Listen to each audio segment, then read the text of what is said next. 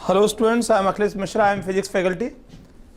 और ये विद्या प्रकाशन के सहयोग से आपकी क्लासेस चल रही हैं।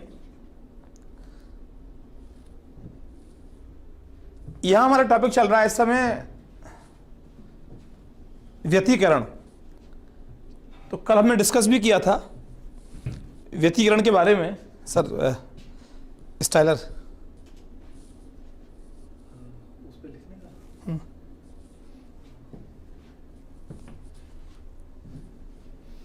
तो व्यतिकरण के बारे में हमने आपसे काफ़ी चर्चा की थी कि व्यतिकरण क्या होता है, व्यतिकरण कैसे, दो तरंगें किस प्रकार मिलती हैं। तो उसी टॉपिक को हम आगे कंटिन्यू कर रहे हैं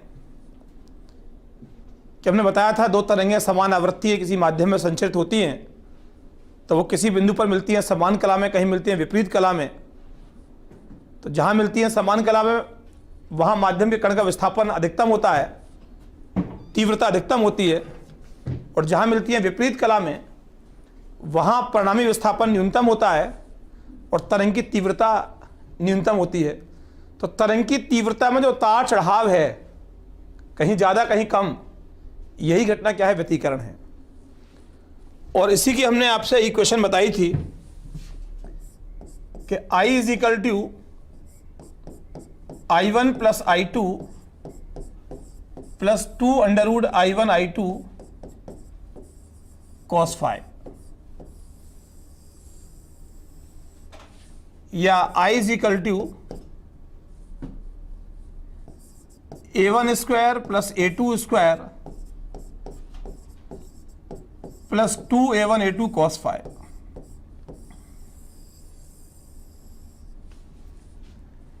यही बताया था हमने आपको कल। इसी में हमने बताया था कि जो I मैक्सिमम होता है वो under root I1 plus under root I2 का होल स्क्वायर होता है, या A1 प्लस A2 का होल स्क्वायर होता है। यह अधिकतम तीव्रता है। और ये कब था, जब डेल्टा फाई हमारा 0, 2 पाई, 4 पाई डैश डैश डैश, या path difference 0, lambda, 2 lambda dash dash dash.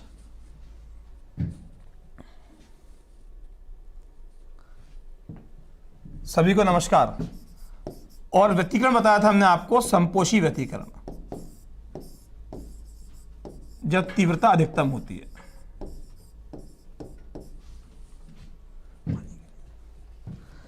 और I minimum is equal to under root I1 minus under root I2 का होल स्क्वायर, या I minimum A1 minus A2 का whole square. और ये कब होता है, जब delta phi is equal to pi, 3 pi, 5 pi dash dash dash, या delta X is equal to lambda by 2, 3 lambda by 2, 5 lambda by 2 होता है। और ये कैसा व्यतिकरण है, विनाशी व्यतिकरण, विनाशी व्यतिकरण।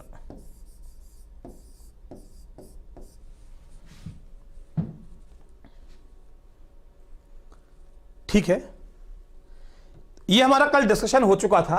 ये तो मैंने आपको फंडामेंटली बताया। अभी इसमें एक यंग के प्रयोग से हम एक निष्कर्ष निकालेंगे।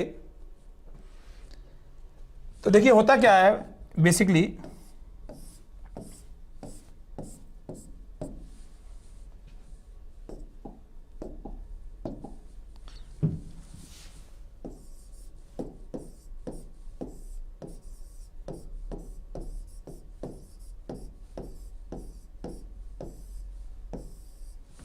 यंग का प्रयोग है, ये दो कला संबद्ध स्रोत हैं।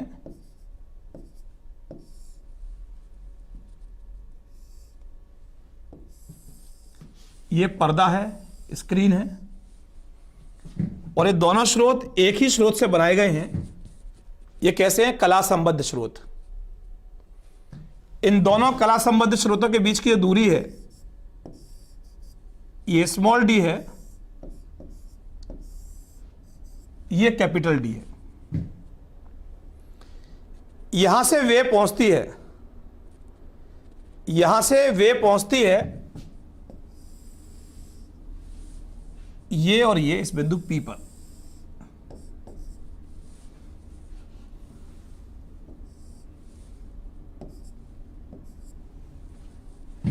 इन दोनों के पाथ में अंतर है। एक का पाथ क्या है? S1P और एक का पाथ क्या है? S2P। तो होता क्या है बेसिकली, आपने ये मध्य बिंदु से एक लाइन खींची, ये थीटा है, और यहां से इस पर डाल दिया एक लंब।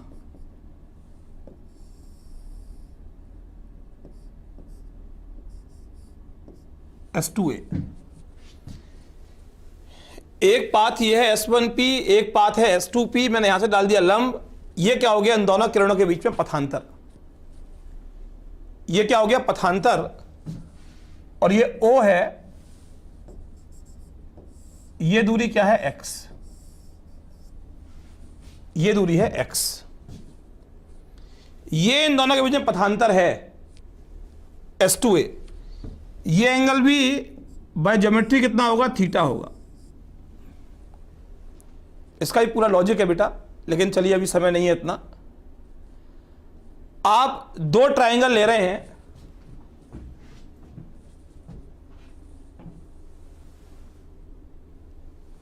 इसको भी कोई नाम दे दें।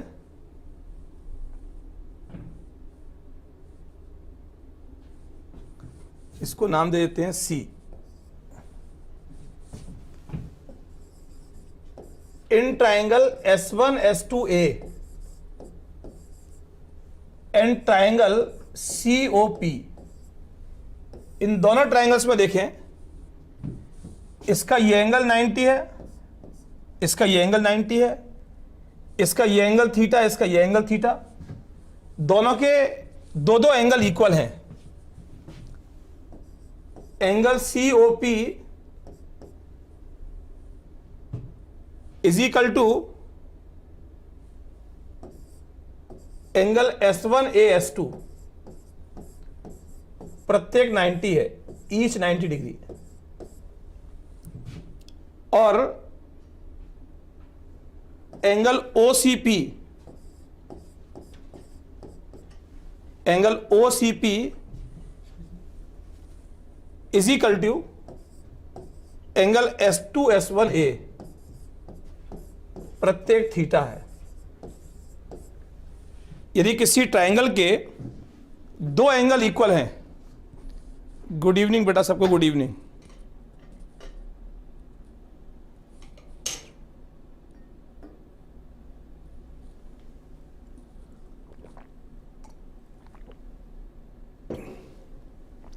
जब इन ट्रायंगल के दो दो एंगल इक्वल हैं तो तीसरा अपने आप इक्वल होगा।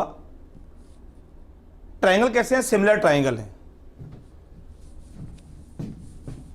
Therefore triangle S1 S2A similar to triangle COP, समरूप हैं। और समरूप हैं तो इनकी संगत भुजाओं का अनुपात क्या होगा? बराबर होगा। तो मैंने संगत भुजा ले ली S2A अपॉन S1 S2, इस ट्रायंगल की। S2A कौन सी है? जो थीटा के सामने है। S1 S2 कौन से है? 90 के सामने है। तो यहां थीटा के सामने कौन सी है? OP। और यहां 90 के सामने कौन सी है? CP।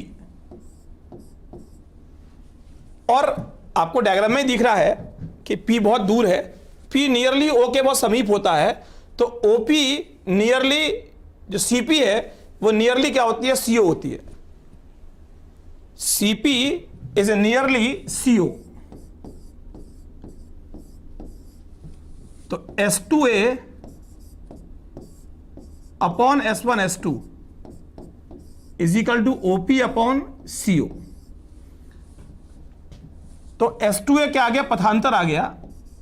S2A is equal to OP upon CO into S1 S2।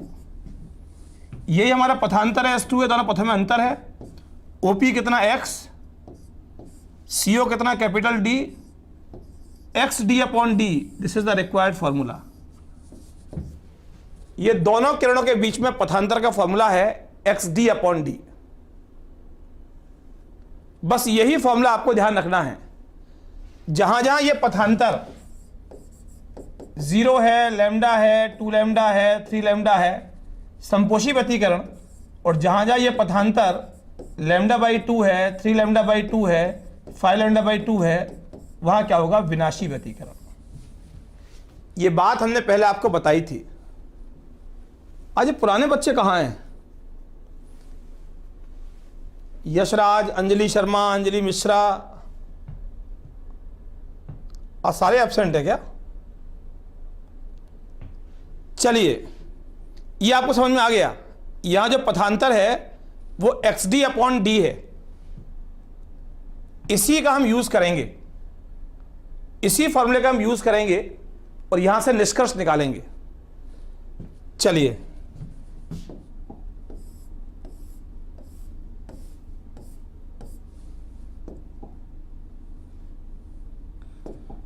मैं डायग्राम दोबारा बना देता हूं। ये S, ये S1, ये S2।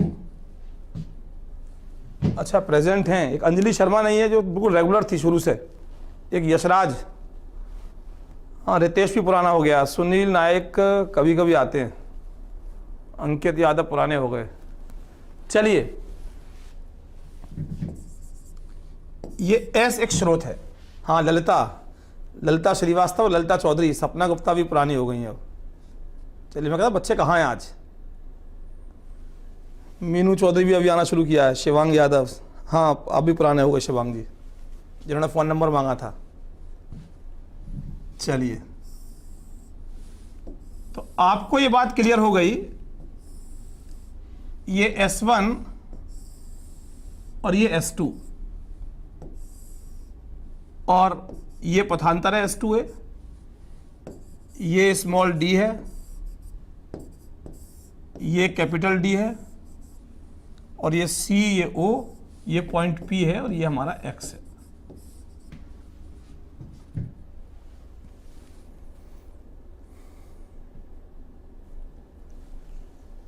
पुराने हो गए, आप लोग भी पुराने हो गए। यस, गुड इवनिंग,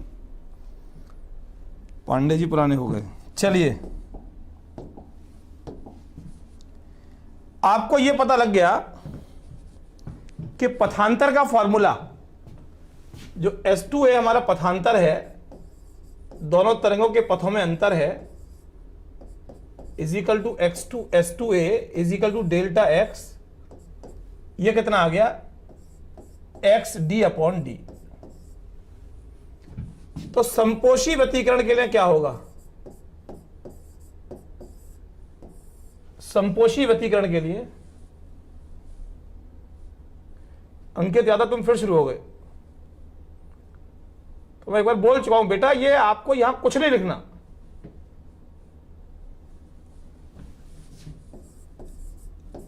संपोषी व्यतिकरण के लिए क्या है, कितना होता है पथांतर? 0, लैम्डा, 2 लैम्डा। तो delta X XD upon D is equal to क्या हो गया, n लैम्डा, जहां n कितना है, 0, 1, 2, 3 डैश डैश डैश। संपोषी व्यतिकरण के लिए XD अपॉन D कितना होगा, 0, लैम्डा, 2 लैम्डा, 3 लैम्डा। तो मैंने जनरल एक्सप्रेशन बना दिया, XD upon D is equal to n lambda. जी गुड इवनिंग अंशिका जी। तो ये आ गया संपोषी व्यतिकरण के लिए। ध्यान समझना, पथांतर कितना है, 0, लैम्डा, 2 लैम्डा, 3 लैम्डा। तो यहां से x is equal to n d lambda upon d आ गया। N D lambda upon D आ गया। यहां आप वैल्यू पुट करते जाएं। अंजलि मैंने अभी उसको डांटा है, आप फिर शुरू हो गए।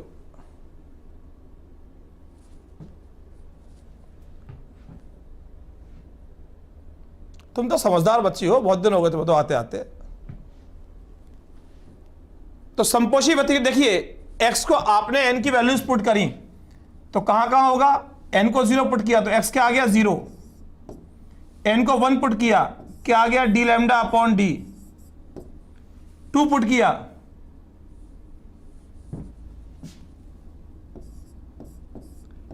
To D lambda upon D, 3 D lambda upon D. इन पोजीशन पर कोई बात नहीं, कोई बात नहीं, कोई बात। इन पोजीशन देखिए x 0 है, यहां पर तीव्रता अधिकतम होगी, संपोषी व्यतिकरण होगा। अगला x क्या, डी लैम्डा अपॉन डी, यहां पर डी लैम्डा अपॉन डी इतने डिस्टेंस पर क्या होगा, यहां भी संपोषी व्यतिकरण होगा। अगला क्या है 2 डी लैम्डा अपॉन डी, ऐसे ऊपर ऐसे नीचे, ये D lambda upon D, 2 D lambda upon D.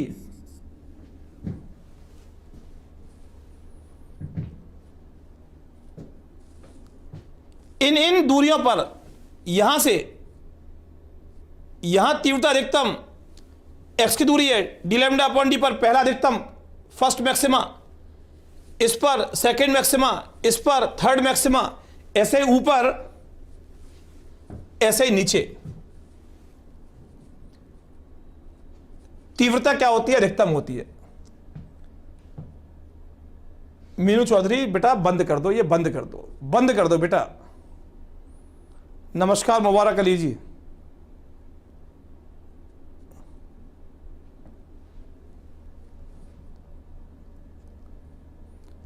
इन स्थानों पर तीव्रता क्या अधिकतम है, संपोषी व्यतिकरण है। जो प्रकाश आ रहा है, प्रकाश तीव्रता यहां अधिकतम, यहां अधिकतम, यहां अधिकतम, इधर भी और इधर भी।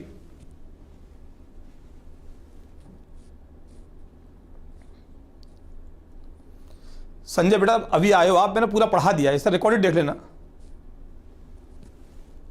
आप लेट आए हो बेटा, क्योंकि बच्चे बहुत देर से पढ़ रहे हैं, लगभग 20 मिनट्स हो गए। आप रिकॉर्डेड लेक्चर देख लेना। बात समझ आई नहीं आई आपको। तो ये आपका संपोत व्यतिकरण के लिए, मतलब अधिकतम तीव्रता के लिए संबंध आ गया कि x के किन किन स्थानों पर पर्दे पर तीव्रता अधिकतम होगी, ऊपर भी होगी और नीचे भी होगी।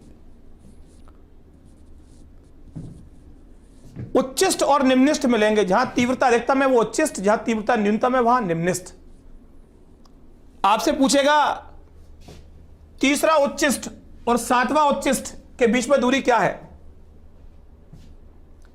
तो तीसरा उच्चिष्ट ये तो केंद्रीय उच्चिष्ट है, पहला के लिए 1 डी लैम्डा अपॉन डी, दूसरे के लिए ये, तीसरे के लिए ये।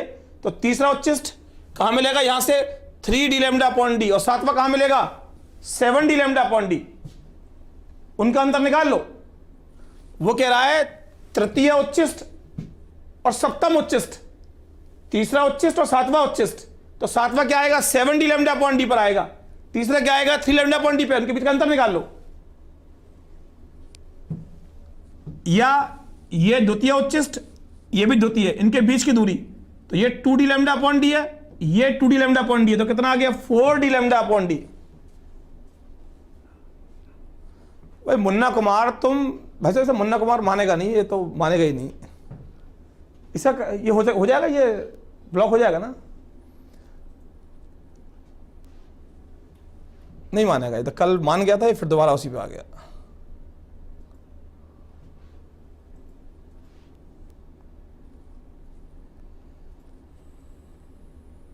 सर अब्दुल गफूर को भी कर दीजिए, ये भी वही काम शुरू कर दिया इसने।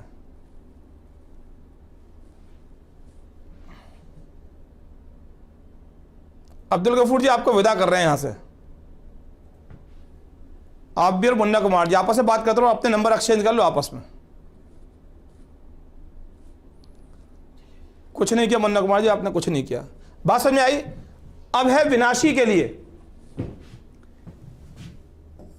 विनाशी व्यतिकरण की बात करूं जहां तीव्रता न्यूनतम है, विनाशी व्यतिकरण की बात करूं तो बताया था कल मैंने आपको, ध्यान रखना इस बात को, संपोषी के लिए जो पथांतर आया था वो कितना आया था, 0, lambda, 2 lambda, 3 lambda, dash dash dash, और विनाशी के लिए λ/2, 3 λ/2, 5 λ/2, डैश डैश डैश। ये विनाशी व्यतिकरण के लिए आए थे।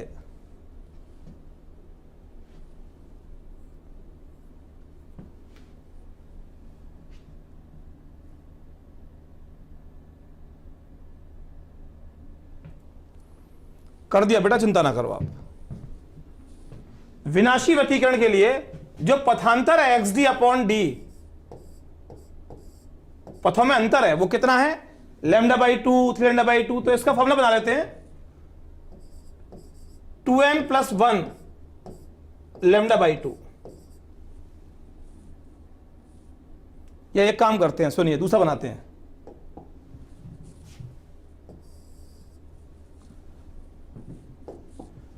टू एन माइनस 1 λ/2, जहां n = 1, 2, 3 डैश डैश डैश। 1 रखेंगे तो कितना आएगा, 2 - 1 λ/2, 2 रखेंगे 3 λ/2, 5 λ/2। सबको नमस्कार। बस अब नमस्कार हो गई बेटा, केवल ध्यान ही देना। मैं यदि +1 करता है इसे तो मुझे n को रखना पड़ता है 0। 0 पर प्रथम निम्नस्थ मिलता, आप कंफ्यूज हो जाते।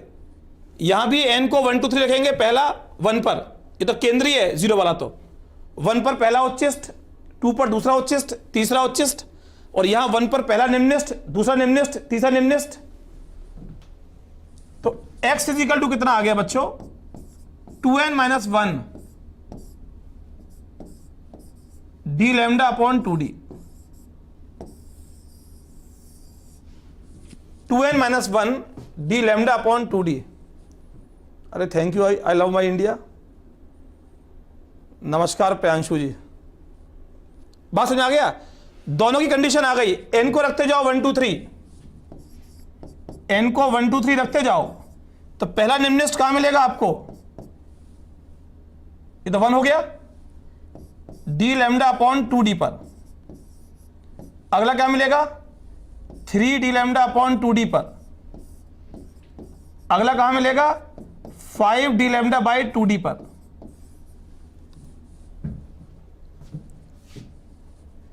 पहला यहां मिलेगा केंद्रीय उच्चिष्ट, पहला निम्नस्थ, फिर पहला उच्चिष्ट, दूसरा निम्नस्थ। यही सीक्वेंस मिलेगा आपको।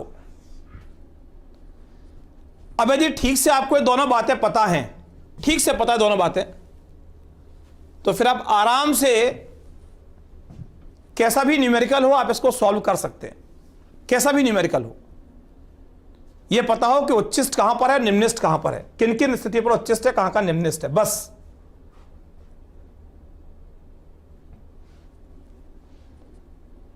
बात समझ आती है। अब अगला टॉपिक है फ्रिंज चौड़ाई।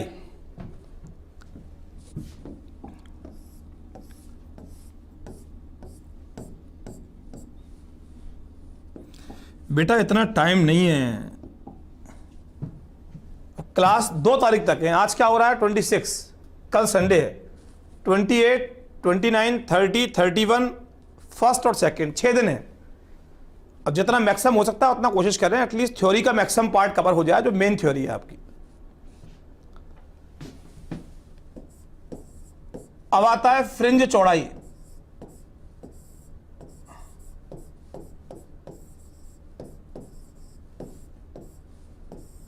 फ्रिंज चौड़ाई में क्या है जी, आते हैं राम मिलन जी। मैंने बता दिया, आप घर जाकर ट्राई तो करो बेटा, पूरा कॉन्सेप्ट बता दिया मैंने आपको।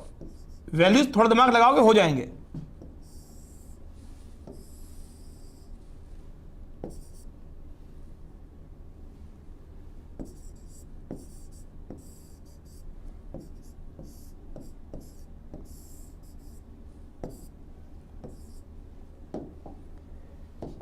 ये मिला आपको पहला उच्चिष्ट, ये केंद्रीय उच्चिष्ट, ये पहला उच्चिष्ट, ये दूसरा उच्चिष्ट,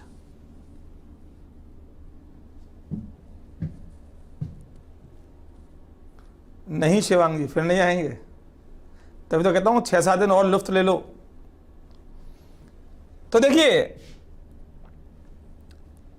आपको एक बात पता है कि XD/D क्या है, n लैम्डा है, किसके लिए, उच्चिष्ट के लिए, अधिकतम तीव्रता के लिए, और x क्या है, ND λ/D।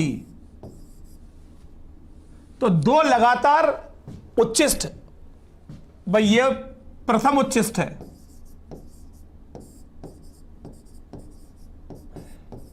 कहां मिल रहा है, n को 1 रख दो, D λ/D। ये द्वितीय है, ये तृतीय है, ये केंद्रीय उच्चिष्ट है, ऐसे ऊपर ऐसे ही नीचे।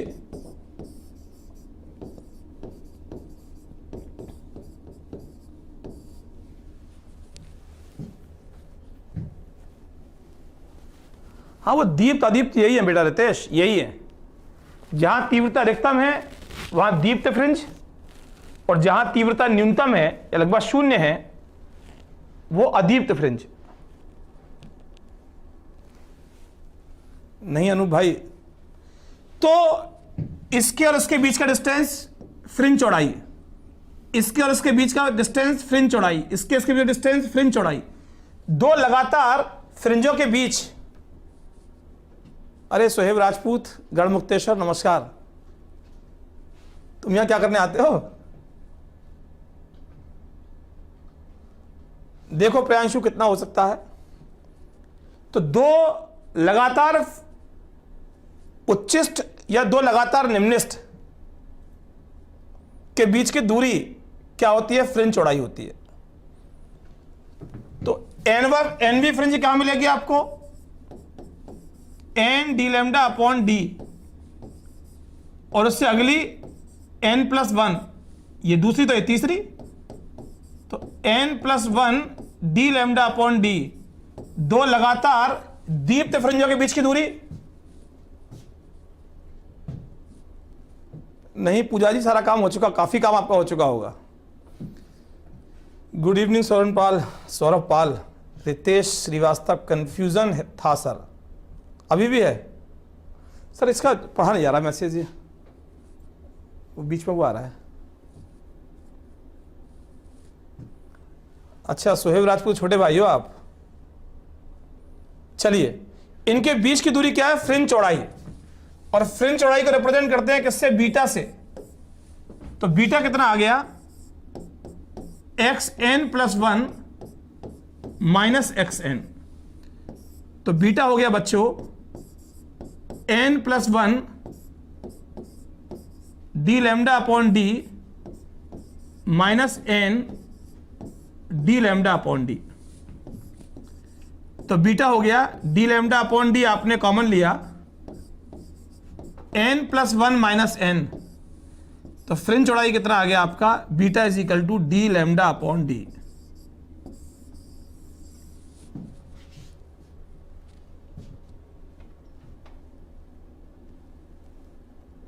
ठीक, ऐसे ही यदि दो लगातार आप घर पे निकाल लेना, आप तो घर पर ही हो वैसे,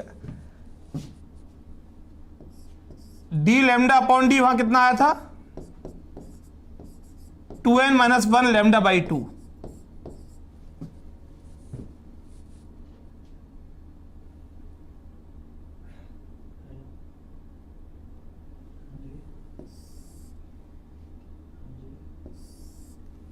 अदीप्त के लिए क्या आया था, निकाल लोगे ना,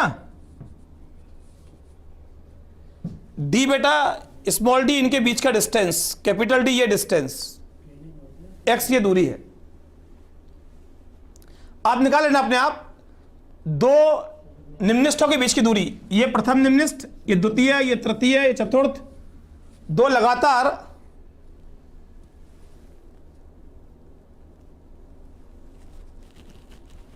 अभी वेट करते हैं अरु। तो दो लगातार निम्निष्ठों के बीच की दूरी, वही फ्रिंज चौड़ाई, ये भी फ्रिंज चौड़ाई। अब यदि इस पूरे एपरेटस को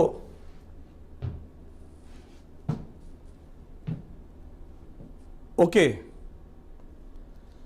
यहां पर आपको क्या देखना है, यदि इस पूरे यंत्र को, पूरे एपरेटस को आप किसी द्रव में डुबो दें, कुछ नहीं जॉनी भाई छोड़ दो, माफ कर दो, छोड़ दो, इधर ध्यान दो। यदि पूरे, देखिए जब भी किसी वस्तु को किसी द्रव में डुबो देते हैं तो उसकी तरंगदैर्घ्य क्या हो जाती है, लैम्डा अपॉन म्यू। म्यू क्या है उसका, अपवर्तनांक। म्यू क्या है उसका, अपवर्तनांक। तो इस पूरे यंत्र को आपने किसी द्रव में डुबो दिया जिसका अपवर्तनांक म्यू है, तो बीटा डैश कितना हो जाएगा आपका, बीटा डैश हो जाएगा D lambda dash upon D. द्रव में लैम्डा डैश हो गया। संजय सिंह पूछ रहे हैं आप किस बुक से पढ़ा रहे हैं। गुड संजय जी।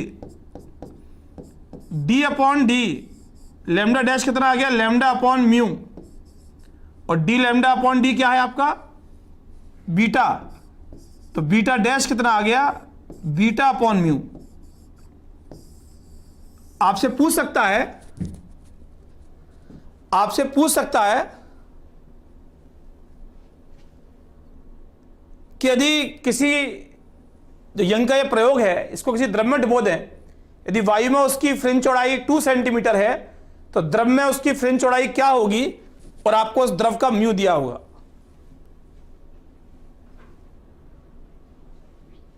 बात समझ में आती है? देखिए, नहीं ये भी रखा दी है, बात समझ में आती है? तो इस पर एक बात और इसमें बता दूं मैं आपको,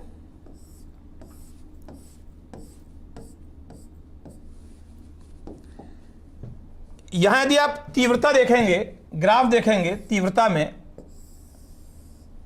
तो ग्राफ की शेप कुछ ऐसे आती है।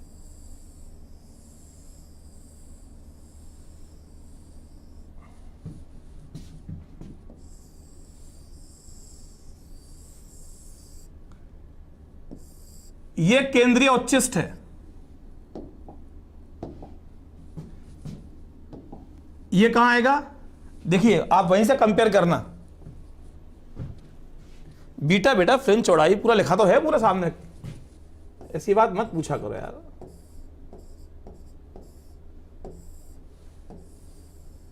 ये ग्राफ ये वाला ऐसे है, ऐसे इधर,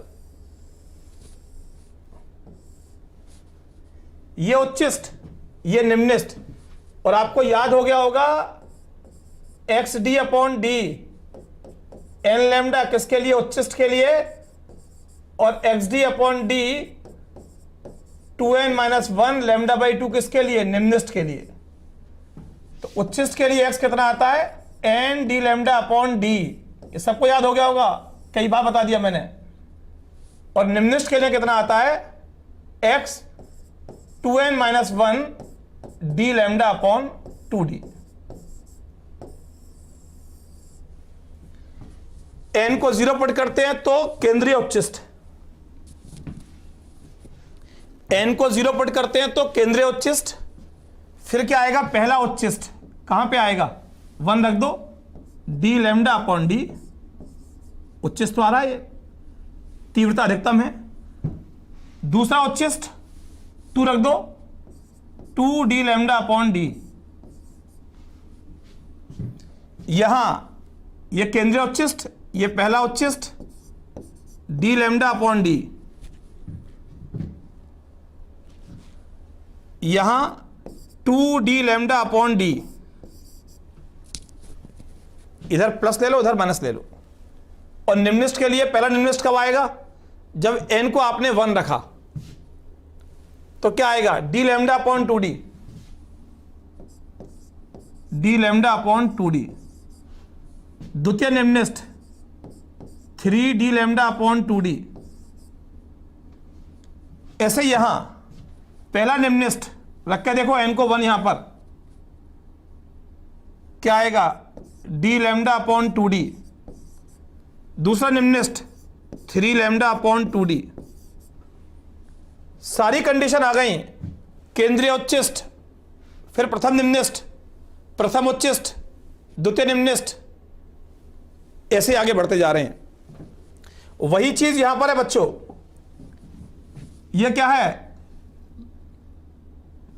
डी लैम्डा बाई 2d, प्रथम निम्निष्ठ, द्वितीय निम्निष्ठ, तृतीय निम्निष्ठ, प्रथम निम्निष्ठ, द्वितीय निम्निष्ठ।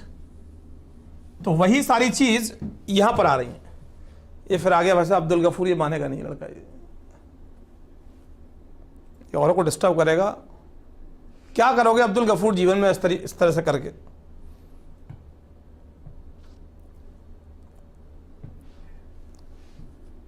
ये आपका ग्राफ हो गया तीव्रता में, कि किन किन एक्स की किन किन दूरियों पर तीव्रता का वेरिएशन कैसे होगा। क्लियर है? चलिए आगे चलते हैं।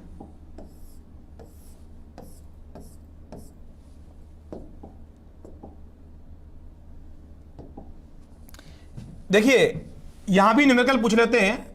आई मैक्सिमम कितना आया था आपका?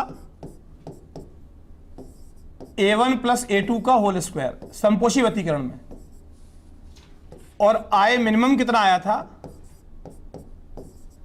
a1 माइनस a2 का होल स्क्वायर। यहां से I maximum upon I minimum is equal to a1 plus a2 का whole square upon a1 minus a2 का होल स्क्वायर।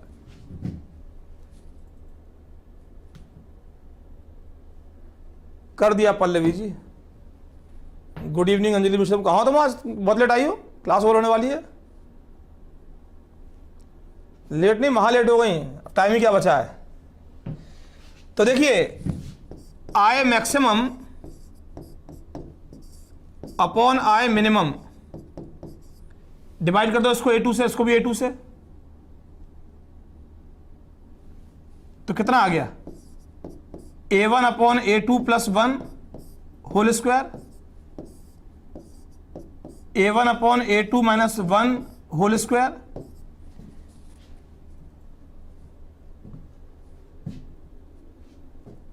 सर ये भी नहीं मानेगा जॉनी, है मेरी एक्स का भी नाम था। ये ब्लॉक कर रहे हैं या कि वैसे डिलीट हो रहे हैं?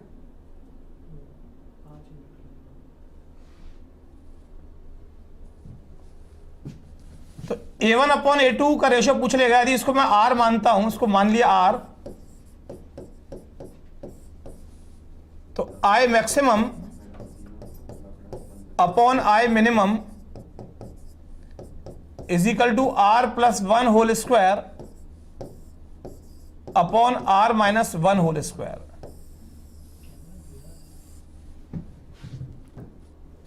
और आपको एक बात क्लियर है कि I1 अपॉन I2 तीव्रता क्या होती है? आयाम के वर्ग के अनुपाती a1 square upon a2 square is equal to क्या हो गया? r square.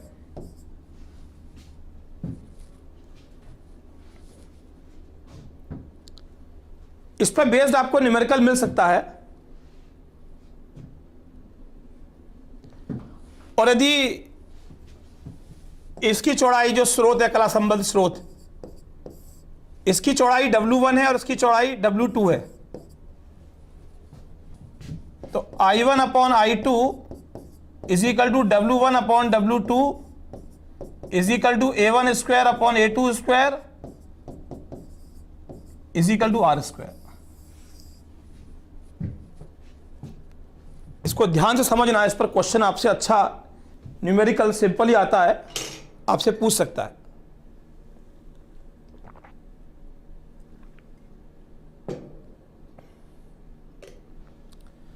ठीक है, अब हम आपका स्टार्ट कर रहे हैं विवर्तन। परावर्तन हो गया हाइगेंस सिद्धांत से, अपवर्तन हो गया, डेरिवेशन हो गए दोनों के, ये आपका हो गया व्यतिकरण। अब हम डिस्कस कर रहे हैं विवर्तन। इतना समझ में आ गया आप लोगों को? क्लियर है बच्चों? चलिए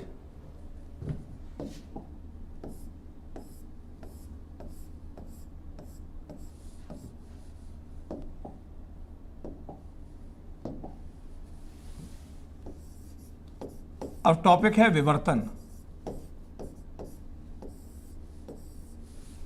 डिफ्रैक्शन। बेटा सिंपल आपको आयाम दिया है, A1 2 दिया है, A2 3 दिया है, आपसे आई मैक्सिमम आई मिनिमम का रेशियो पूछ लेगा, वैल्यूज तो पुट करनी है। आप मिश्रा जी बहुत लेट हैं, आपका टॉपिक निकल गया समझ में, पहला रिकॉर्डेड देखना आप। अब अगला टॉपिक देखो,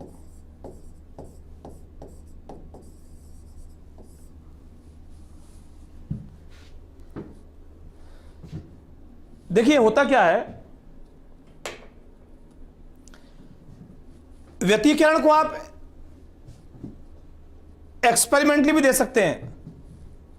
आप किसी कमरे के अंदर 2 स्लिट लेकर उस पर प्रकाश डालकर आप बहुत अंधेरे कमरे के अंदर आप देख सकते हैं कि वॉल पर कहीं प्रकाश की तीव्रता अधिकतम दिखाई देगा, कहीं अंधेरा दिखाई देगा। अधिकतम न्यूनतम आपको तीव्रताएं दिखाई देंगी। अब है विवर्तन। क्या होता है, जब प्रकाश किसी सूक्ष्म किनारे या किसी सूक्ष्म छिद्र से होकर गुजरता है तो वो किनारों पर या छिद्र से निकलने में अपने पाथ से मुड़ जाता है, अपने मार्ग से मुड़ जाता है, और प्रकाश का मुड़ना क्या कहलाता है, प्रकाश का विवर्तन। लेकिन अरे thank you, I love my India. लेकिन कंडीशन है कि जो प्रकाश की जो छिद्र की मोटाई है, किनारे की मोटाई है, वो प्रकाश की तरंगदैर्ध्य की कोटि की होनी चाहिए। इतना छोटा वो छिद्र हो या इतना छोटी चौड़ाई का किनारा हो, जो प्रकाश की तरंगदैर्ध्य होती है वो 4000 एंगस्ट्रॉम से लेकर नियरली 8000 एंगस्ट्रॉम के बीच में होती है। मतलब 4000 एंगस्ट्रॉम का मतलब 10⁻⁻10 मीटर या 4 × 10⁻⁻7 मीटर। इतना स्मॉल वो होल हो, छिद्र हो या किनारा हो, तभी प्रकाश का विवर्तन संभव है। और व्यवहारिक जीवन में किसी किनारे की इतनी मोटाई या छिद्र की इतनी मोटाई नहीं होती, इतनी कम नहीं होती, तो व्यवहारिक जीवन में प्रकाश का विवर्तन दिखाई नहीं देता। लो जी, हैंडसम पोस्ट लिख रहे हैं, I love you sir, thank you handsome post, I love you too. तो हो गया भाई साहब, हो तो गया, जवाब मिल गया आपको, आप इधर ध्यान दो। अब देखिए, लेकिन जो ब्लेड का काटने वाला पार्ट होता है, जो ब्लेड के अंदर काटने वाला पार्ट होता है, उसकी मोटाई नियरली इस ऑर्डर की होती है। तो जब उस पर प्रकाश गिरता है तो प्रकाश अपने मार्ग से मुड़ जाता है और प्रकाश का विवर्तन व्यवहारिक जीवन में दिखाई देता है। और जो ध्वनि है, ध्वनि की तरंगदैर्ध्य नियरली 1 मीटर की कोटि की होती है। जो ध्वनि की तरंगदैर्ध्य है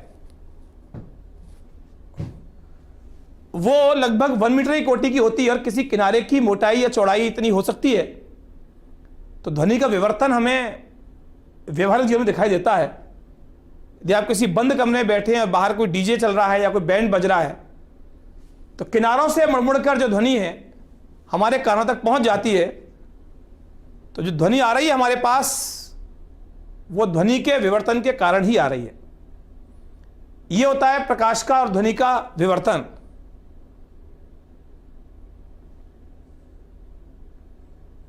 जी हैंडसम पोस्ट, पूछिए आपका क्या डाउट है। तो ये होता है इसका विवर्तन। इसको हम वैसे तो इसका डेरिवेशन हम कराएंगे आपको,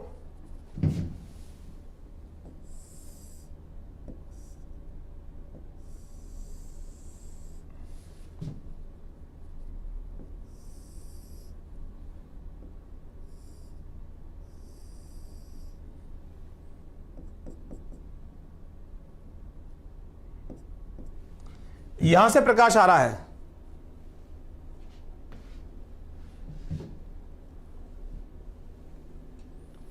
चल वाटर के अंदर जो वेव उत्पन्न हो रही है बेटा, पानी के अंदर पत्थर फेंका, वो वाटर वेव्स ही तो हैं। तो ये एक बहुत सूक्ष्म चित्र है।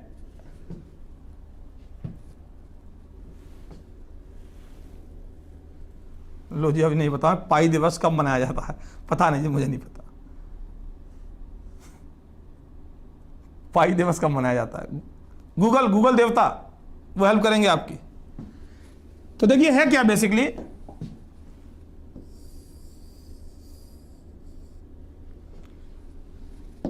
यहां से ये प्रकाश आ रहा है,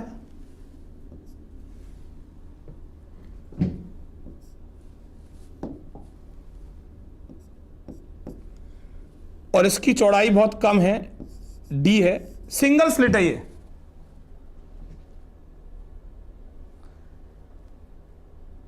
ये सिंगल स्लिट है, और यहां ये आपकी स्क्रीन है।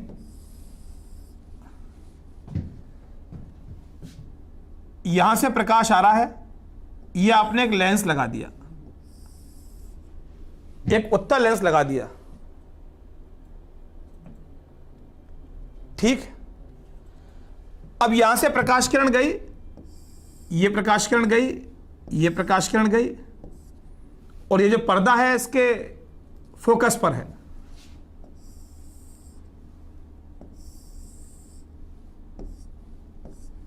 ये प्रकाश यहां पहुंच रहा है,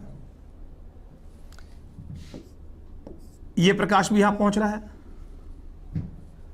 बड़े ध्यान से समझना, बहुत ध्यान से। वैसे टाइम आज है नहीं, कल ही इसको एक्सप्लेन करेंगे। कल मैं जी संजय सिंह कुशवाहा, कल मैं आपको विवर्तन ये पूरा कराकर, यदि कुछ चीज इसमें वैसे हटा दिया आपके सिलेबस में से, पोलराइजेशन, ध्रुवण, यदि कुछ होगा तो मैं करा दूंगा, अदरवाइज फिर हम कराएंगे आपको मॉडर्न फिजिक्स, जिसमें प्रकाश की द्वैतीय प्रकृति, प्रकाश विद्युत प्रभाव। जी थैंक यू अंजलि शर्मा जी।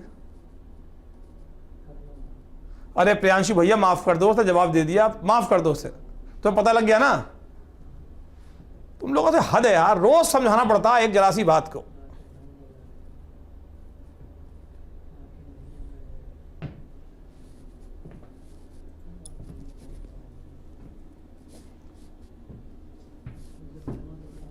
तो कल हम इसको पूरा करके, कल कोशिश करेंगे, कल ही आपकी मॉडर्न फिजिक्स हमारी स्टार्ट हो जाए। अभी 6 दिन है, उसमें काफी काम हो सकता है। बस इसकी थ्योरी को आप ठीक से पढ़ते रहें।